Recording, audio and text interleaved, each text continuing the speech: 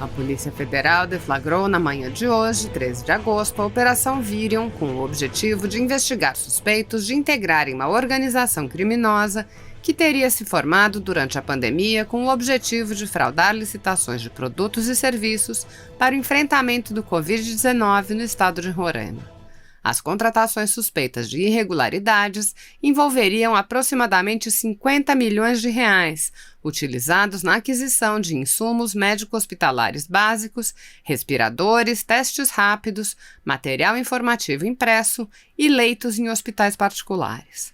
Mais de 150 policiais federais, com apoio de servidores da Controladoria Geral da União, cumprem 36 mandados de busca e apreensão em 8 estados e no Distrito Federal.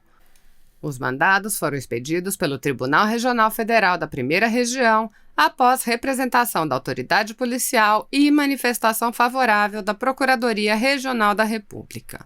O inquérito policial aponta que um ex-secretário de Saúde de Roraima, enquanto no cargo, teria se articulado com um deputado estadual e direcionado contratações para empresas integrantes do esquema, inclusive promovendo o rateio de percentuais de quanto seria direcionado a quais empresas.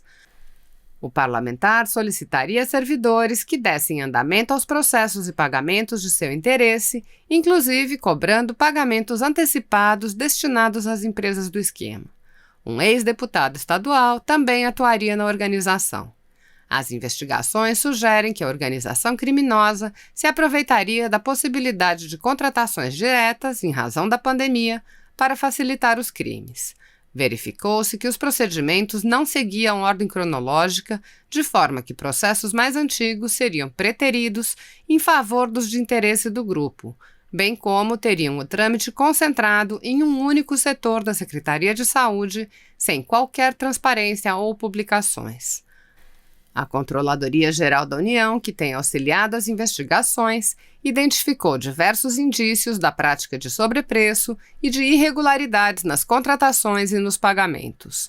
Além disso, também foi verificada pela CGU uma falta de transparência na execução dos recursos federais destinados a Roraima, o que dificulta a própria fiscalização dos gastos. As investigações seguem em andamento.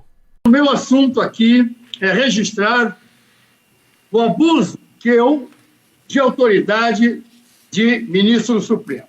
Eu quero registrar a absurda imputação a mim feita pelo senhor Alexandre de Moraes para justificar a inclusão do meu nome entre os investigados no inquérito 4828, decidindo pela quebra da minha privacidade.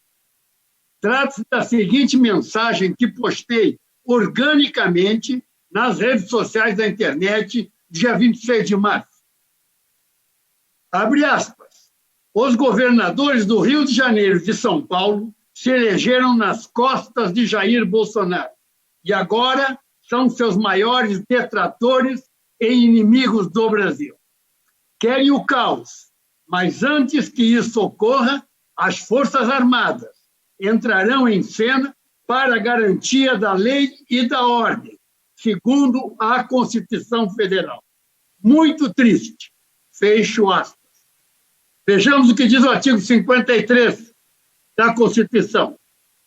Os deputados e senadores são invioláveis, civis e penalmente, por qualquer de suas opiniões, palavras e votos. Ao final do artigo 142, encontramos: destinam-se à defesa da pátria sobre as Forças Armadas. Destinam-se à defesa da pátria a garantia dos poderes constitucionais e, por iniciativa de qualquer destes, da lei e da ordem. As imunidades dos deputados e senadores persistem, mesmo quando direitos individuais e coletivos são suspensos, como é o caso do estado de sítio. Depreende-se, portanto, que não existe nesta postagem qualquer indício de ilegalidade que justifique a escandalosa violação jurídica da minha privacidade. Posso afirmar, como deputado federal, que fui por 9 mandatos consecutivos e como integrante da Assembleia Nacional Constituinte, que causa perplexidade a impropriedade da interpretação do texto constitucional feita pelo senhor Alexandre de Moraes. Como cidadão, eu exerci o meu direito constitucional à liberdade de expressão. Como senador da República, manifestei minha opinião e procurei tranquilizar as pessoas, indicando que a Carta Magna prevê ações de controle do caos através das Forças Armadas.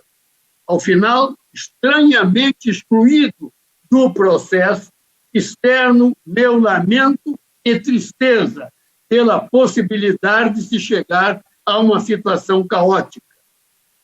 Foi essa apenas a motivação jurídica para a inclusão do meu nome investigado 15 segundos. nas ações antidemocráticas.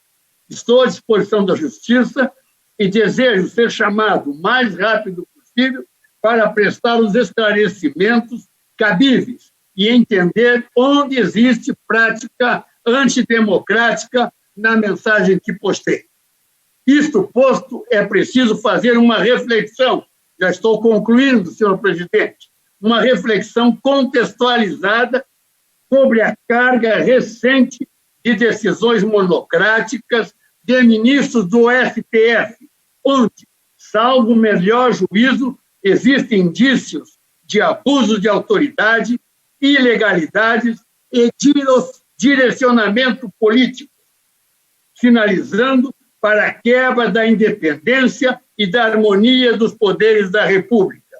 É preciso também fazer uma reflexão sobre o papel do Poder Legislativo, principalmente do Senado Federal, diante de fatos tão contundentes e da percepção clara da nação e que se manifesta democraticamente, exigindo apenas que deixem o presidente da República governar. O silêncio, presidente, reforça a percepção popular de omissão.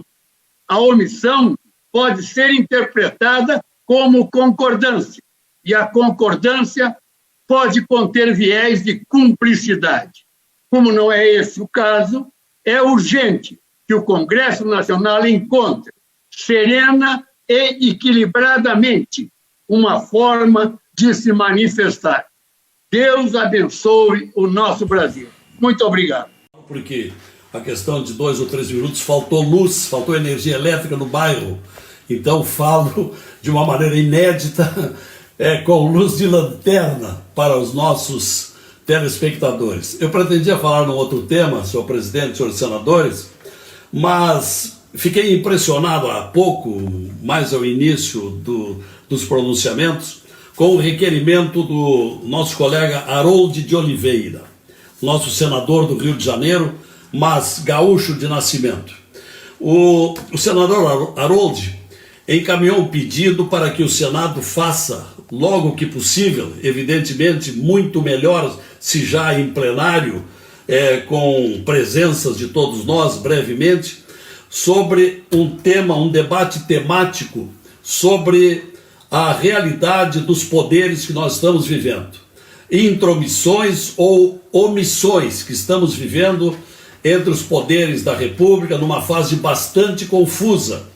Ora são intervenções, por exemplo, do Supremo Tribunal Federal, usurpando atribuições do Ministério Público Federal, ora mandando prender ou mandando fazer buscas e apreensões de parlamentares, ora intervindo e negando validade a medidas do Poder Executivo.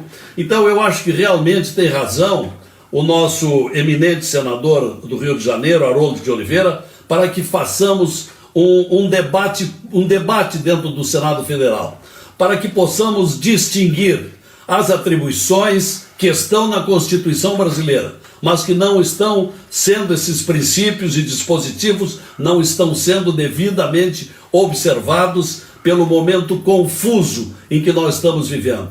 Ora, temos também pedidos de impeachment que estão se acumulando nas gavetas do Senado Federal, sem nenhum despacho, sem nenhuma avaliação, quando isso deveria ser devidamente examinado por nós que estamos sendo demandados. É por isso que achei muito interessante, muito oportuno. Esse requerimento está correndo junto ao Senado para assinaturas, já incluí a minha assinatura e espero que esse requerimento do senador Aronde não seja esquecido nem engavetado, que ele realmente seja objeto de um debate brevemente. As atribuições e omissões que estamos vivendo com relação aos 3 poderes da República. Me parece que é imperioso tratarmos desse assunto. Muito obrigado, senhor presidente.